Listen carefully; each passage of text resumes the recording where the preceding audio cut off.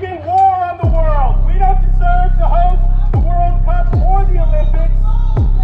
We're going to war in Iran. Why should we be hosting the World Cup? Where is the consistency? Where is the adherence to FIFA's own mission statement? And in short, where is the morality? The Black Alliance for Peace and the North-South Project for People-Centered Human Rights have been asking those questions to FIFA since we learned that the United States would be co-hosting.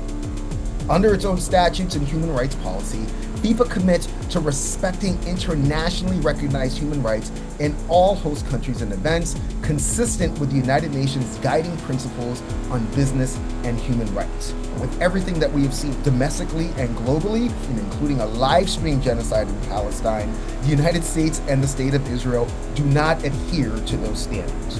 In 1994, the Republic of Chile was suspended because their goalkeeper faked an injury. Where is the consistency? Where is the adherence to FIFA's own mission statement? And in short, where is the morality? The State of Israel and the United States have been enjoying a toxic form of qualified impunity despite wanton acts of imperialism, militarism, and war crimes, including genocide and the illegal kidnapping of an elected leader that all represent an assault and profound disregard for people-centered human rights and international law writ large. Human Rights Watch documented a case during the 2025 FIFA World Cup qualifier in the United States where an asylum seeker attending the event with his young children was detained by ICE and held for months before deportation despite being in the United States lawfully.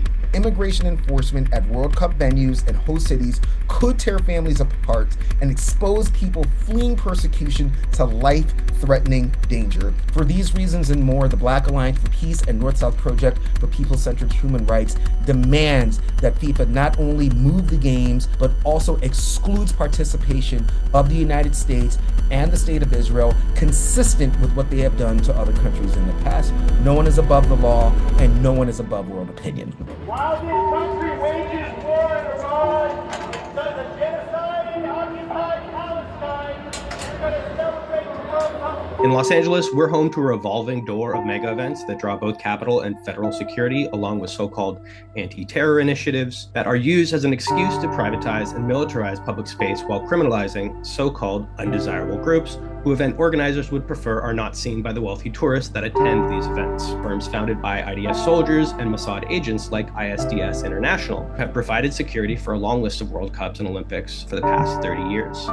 This same firm trained death squads in the Contras in Central and South America, but they also provide security for FC Barcelona, Pemex, Banco de Mexico, Coca-Cola, Nestle, and so many others. These enterprises collect valuable data and information from testing new technologies both within occupied Palestine and during mega events, feeding a cycle of R&D that is funded by our insatiable appetite for sport and spectacle at the expense of both Palestinians and so-called undesirable groups in the imperial core. Archer Aviation, for instance, is the air taxi provider for both the 28 Olympics and the 26 World Cup, despite not yet being certified to operate their aircraft, which will greatly inform their partner Palantir's Anduril project, which will provide these air taxi aircraft for the US and Israeli military, as well as local police departments.